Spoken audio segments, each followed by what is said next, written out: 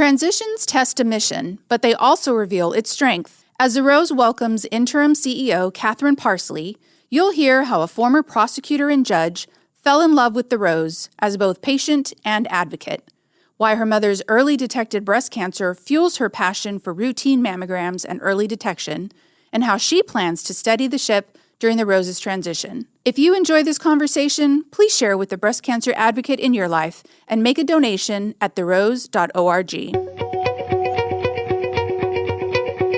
Let's talk about your breast.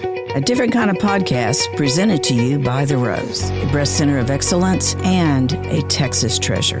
You're going to hear frank discussions about tough topics, and you're going to learn why knowing about your breast could save your life. Katherine, it is just wonderful to have you here, and I am so delighted that we were able to make this podcast work. As our new interim CEO, you are taking on a pretty big job here at The Rose, so I want to know something about you, but I also want you to tell us, how do you know you're ready for this? Well, I want to begin by saying thank you. Oh, thank you. Thank you for making this work for me to be here today. It's really an honor. And I will say I'm excited about coming to The Rose as the interim. Really excited about it, not just because it's a big job and such a great organization, but my goodness, what big shoes to fill. Yours. So it's an exciting time, and I'm really happy to be here during this period of transition. Mm-hmm. I'll say, to answer your question, that what makes me ready for it, I think, is recognizing that in nonprofits, during times of transition, of leadership, it is nice to be able to come in and just act as an interim and be here temporarily. I call myself the temp. Mm-hmm. Be here temporarily just to work with the team and support the mission during this transition time. I'm really honored and grateful to the board for asking me to do it. Yes. And I'm looking forward to what the next 6 months will bring and all that we can do during the short time that I'm here. So, Katherine, you've got a lot of nonprofit experience besides having your own law firm. That's right. So I want to go down both of those paths. What moved you into being a lawyer? What motivated that? Mm-hmm. I'm a third or fourth generation lawyer, actually. I followed in my father's footsteps. But I became a lawyer and went to the DA's office, and I was a prosecutor for about 12 years down in Harris County, working in the courtroom, seeing that justice was done every day. And that is what qualified me when the position became open at Crime Stoppers, a nonprofit organization, to become their executive director. So I really took a 180-degree turn. I went from a law practice in the courtroom into the nonprofit world and just really found my passion serving that mission. Mm-hmm. Since that time, I left Crime Stoppers to become a judge. Since that time, though, after leaving the bench in 2018, I have really worked in the nonprofit world, trying to serve in various different capacities. I sit on several different boards. I'm really happy to volunteer as a board member with several different nonprofit organizations here in Houston. And then I have served in an interim capacity as the CEO for a couple of different organizations that were going through a transition in leadership, just like The Rose is. So I've done this a few times, and I find that each time the nonprofit becomes my passion anew every single time. But I'm really happy to be at The Rose. Well, I have known of The Rose for so many years. That's one of my questions. How did you know about The Rose? I have known of The Rose for so many years, and all the good work that The Rose does here in our community. I have known of it as a patient. I got my own mammogram. I had my own mammogram done at The Rose several years ago. So I've known of it for a long time. Really respect the work that is done by this team. Have been a patient, and now I'm really excited to be the interim CEO. And you've had the experience of having breast cancer in your family. I have. So my mom was diagnosed with breast cancer 2 years ago.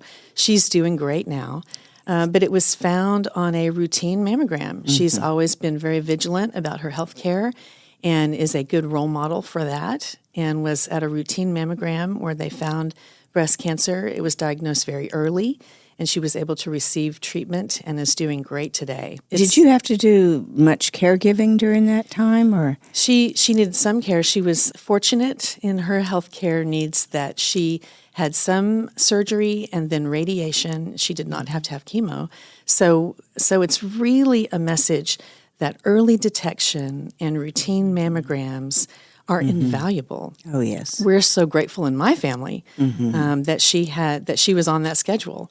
And it makes it easy for me to really advocate to women that early detection, routine mammograms, and care when you have a diagnosis are just the key. It makes me passionate about coming to the Rose. Mm-hmm. I could pick that up from the first time that I met you. I kept thinking, why is she so passionate? What is this?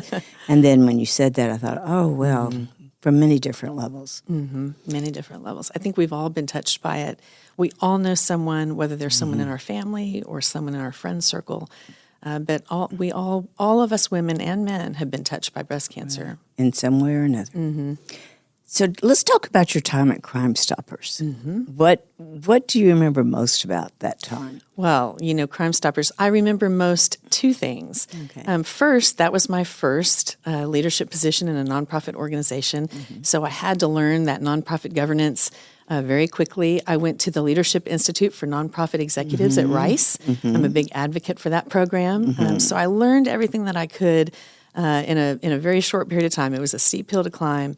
But they really took a leap of faith on me, and I was grateful to have the board's support and to learn that nonprofit governance. The second thing that was so much fun about Crime Stoppers was, of course, it's an anonymous tip line where cash rewards are paid for information that leads to an arrest of a felony suspect.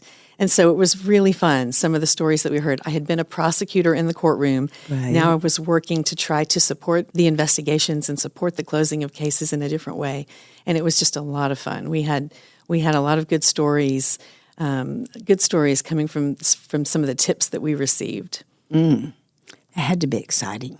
It was exciting. It was, nonprofit work is exciting when it's a mission that you can really get passionate about. And you brought in all of your education, all of your experience, everything into that job. That's right. I knew the mission side. I knew the work. I knew the legal side and the criminal justice aspects. I learned the nonprofit governance, and the rest, my career has been a result of all of that. So now you've been a judge twice? I was a judge from 2013 to 2018. I left the bench in 2018. And since that time, have a law practice and then my nonprofit work. Prior to the Rose, I worked at Bo's Place, great where organization. we provide grief support for families who have suffered a loss, and really appreciated that mission and the opportunity to serve as the interim CEO there. And I worked at Faith in Practice, which is medical mission work in Guatemala. My husband and I volunteered there. Fascinating. Yes. It's a great organization. It's been around for more than 30 years now. But we are volunteers. My husband Brian and I are volunteers on an orthopedic team that provides medical health care in Guatemala twice a year. We go down twice a year to serve on those mission teams. So it was truly an honor, having been a volunteer for Faith in Practice, to serve as their interim CEO when they were having a transition in leadership.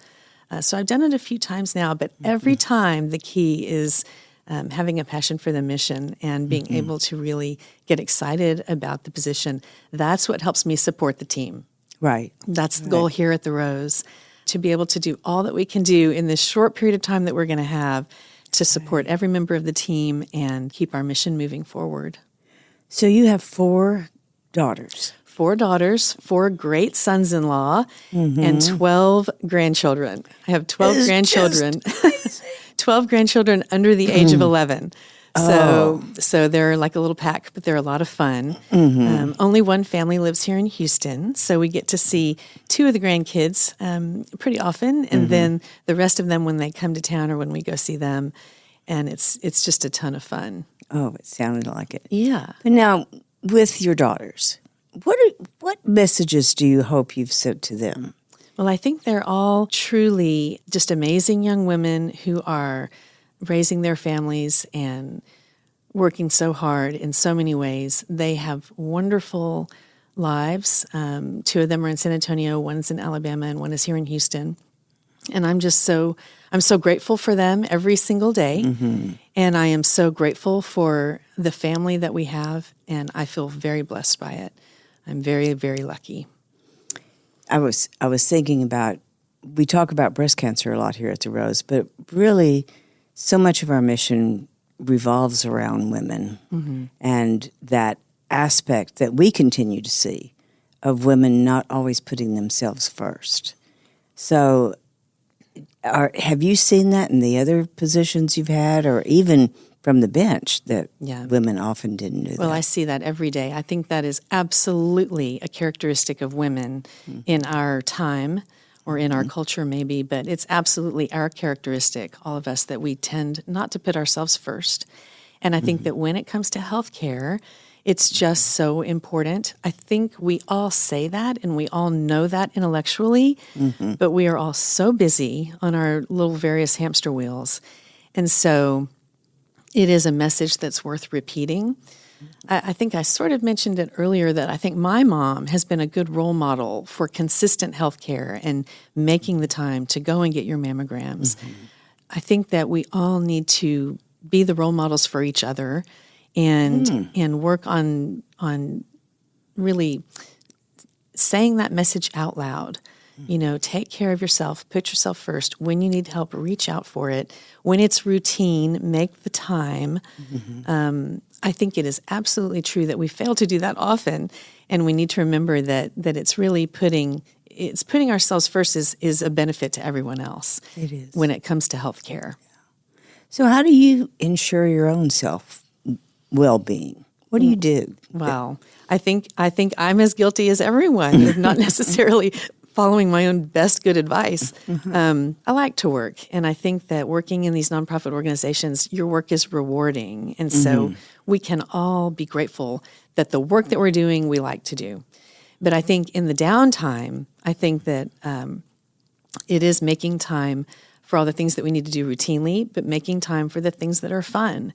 And that downtime, in my downtime, you know, my husband and I are social. We like to do fun things with fun people, and then we like to travel. And we are big travelers, not only to faraway places, but just short weekend trips. We have a ranch in South Texas that we really enjoy going to, and we are always looking for fun things to do with fun friends. So I think that is equally important, making the time for relationships and making the time for that is such a good point. Relaxing and renewing. With people that have nothing to do with work or nothing to do with our day-to-day, that we've known or we've have similar likes and, you know, experiences. That can make such a difference in our own well-being. I think that's right. And finding those pockets of time to spend time with people, or reasons to get together, or just reasons, you know, to just be at home, you know, and just be relaxing. I think that we're lucky that we live in Houston, where we can be outside all the time, and it's always, you know, we can really enjoy things here. We don't have to dig through snow just to go do something fun. So I think we can take advantage of that, and we often do. We have a lot of things at our house, and open up the doors and spread out into the backyard and cook a big meal, and to me, that is the most fun and the best way to spend time. Were you always in Texas? Always in Texas. Ah. Yes, I was born here. So I grew up here in Houston, and am constantly... My gosh, you're a native Houston besides a native Texan. I'm a native Houstonian, and we are rare. And so really enjoy, you know, I say Houston is a big city, but it's a small town. And so run into people all the time that I've grown up with or known. Always have had a home here, always practiced law here, and just really appreciate all that Houston offers. Parents always here? Parents always here. They live right around the corner. My husband, Brian, How many and generations? Well, we have three generations here. My parents are here, and then they live right around the corner from us, so get to see them quite often. I have a sister and a couple of nephews my nephews don't live here in Houston anymore, but my sister and brother-in-law live here in Houston. And then my husband is one of 10 siblings. So on his side, we have a great amount of extended family. Yes. So the Parsley network is huge, I always say. So he has 10 siblings, so we have lots of nieces and nephews that are in town, as well as our own. So it's just a lot of family around, and it makes Thanksgiving and Christmas a ball. Oh, yes. So what do you value most in, you talk a lot about the team and how you're here to support the team. What are your values when it comes to that? When it comes to the team, because I am the interim CEO and I am here for a limited period of time, and the search committee is going to be working hard to locate the permanent leadership, I am here to support the team and be here and do whatever I can do to help them move forward for the short period of time that I am here. In other words, I'm not here, and my values are not around, let's do the next biggest thing that we can accomplish for the Rose, or let's set the strategic plan for the next 5 or 10 years. That's not my role here. My role here is the next 6 months and doing everything that I can do to accomplish anything that anyone needs in that time. We're going to work hard, we're going to have a lot of fun, and we're going to evaluate what we can accomplish together in a short period of time that would be really meaningful and set a good foundation for the permanent leadership that will come in. That's the way that I like to approach it. I always try to say we're not going to double the budget, but we're not going to half it either. We're just going to do everything that we can do to maintain stability, but move us forward in the most helpful way possible. That sounds really reassuring. And I know that the employees who've met you are very excited to work with you. So, I think... Thank you for that. I think they're hearing it from you, from everything that you're saying. They're feeling like they're going to have that support. Well, I'm excited to work with them. I mean, truly, healthcare, this mission is so exciting. This is such an opportunity for the next person who comes into this role. What an opportunity this is. For the search committee, I know they are going to have a really hard time because it's a wonderful opportunity at a well-established nonprofit that has an excellent mission, that is easy to get behind, and does such a service and such a benefit to women. I'm excited to be here working with the team, and I'm excited to meet all of them. I think I've met the leadership team and the executive team, and I've watched our navigation team. Met a few people walking around, so I'm looking forward to saying hello to everyone, and we'll be walking around a bunch while I'm here. Okay, so this is what part of this podcast is all about. Our employees are going to be listening. So what other message would you want them to hear? I think the only other message would be that I am here, and I am also the interim, so they can feel comfortable. Come and talk to me, communicate with me, tell me what it is that I can do to help, tell me what it is that you need. Tell me what's going right. You can tell me what's going wrong. And I think it's an important message for them to know that my door is always open. My phone is always on. I recognize that times of transition can be unsettling sometimes. And so I am always available, and they should not ever hesitate to contact me or call me. I sort of like that. I want them to reach out, and I want to get to know them during the time that I'm here. You do know we have like 122 employees, and we only have 3 men. Is that right? Can you believe that? I know. So I'm 3 brave saying, men. Yes, very brave.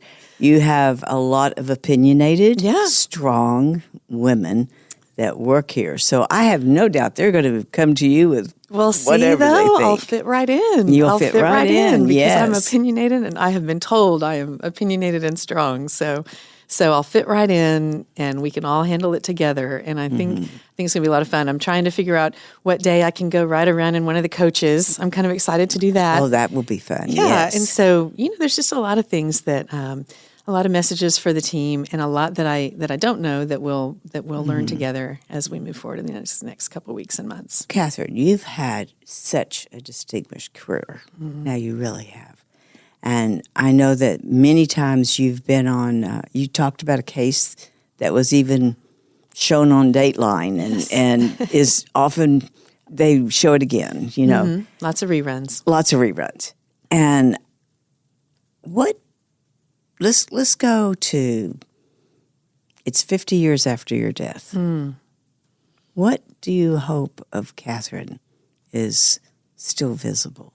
Oh, that's such a lovely and thought-provoking question. I think many things will still be visible.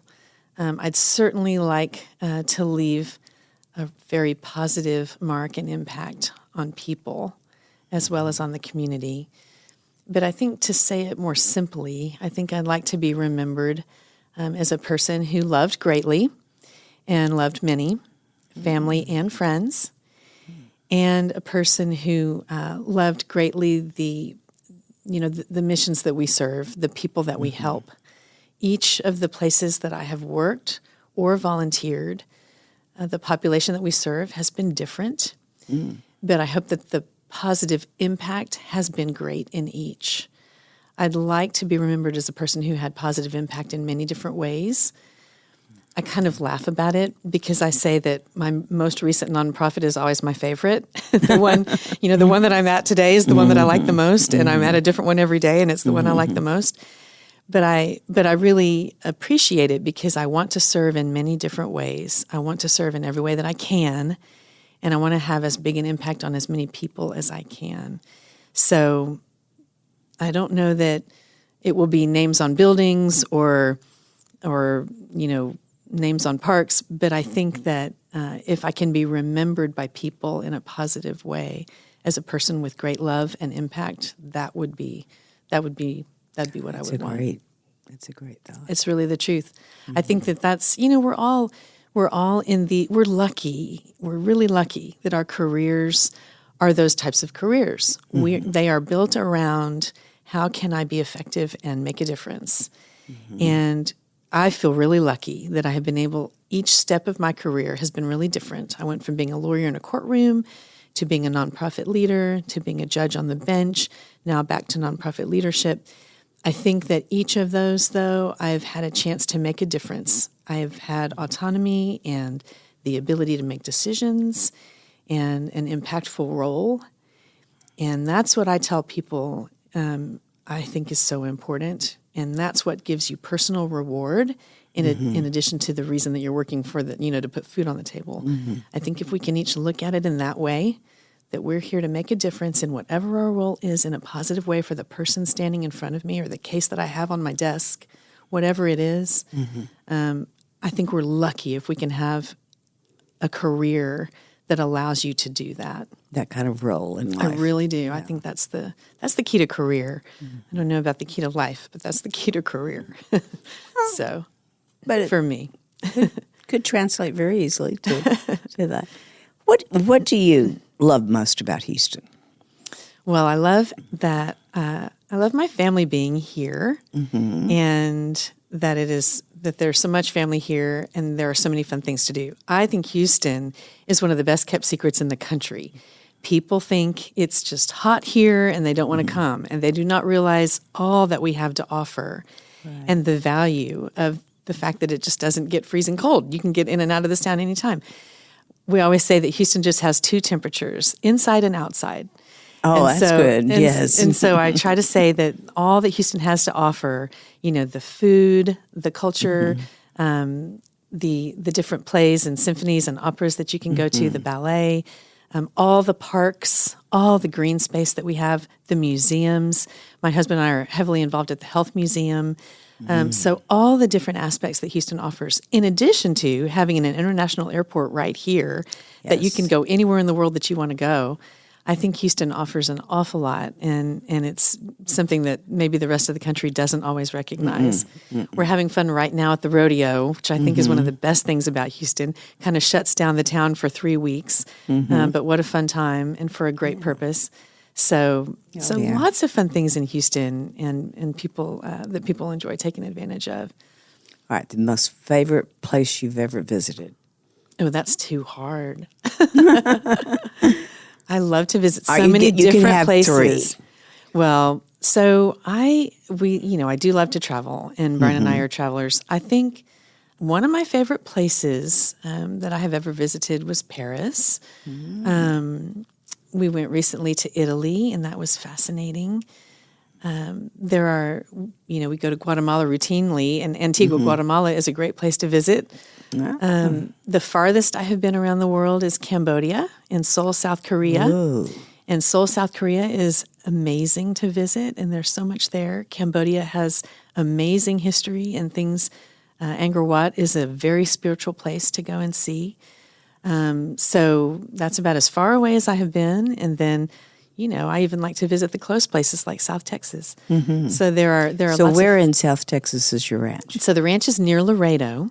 Oh. And then my family and my parents are from Rockport, Texas. And so we have a place in Rockport, Texas on the beach that is fun to go fishing. So we go to South Texas down to Laredo for the hunting and Rockport for the fishing. We spend a lot of time in South Texas doing lots of different outdoor things. I definitely am an outdoor person, and we do a lot of hunting and fishing in my family. And so really enjoy that. Wow. Well, what else can you tell us? We're going to wrap this up, but what else would you like us to know about Katherine? Well, I appreciate this chance to introduce myself to everyone.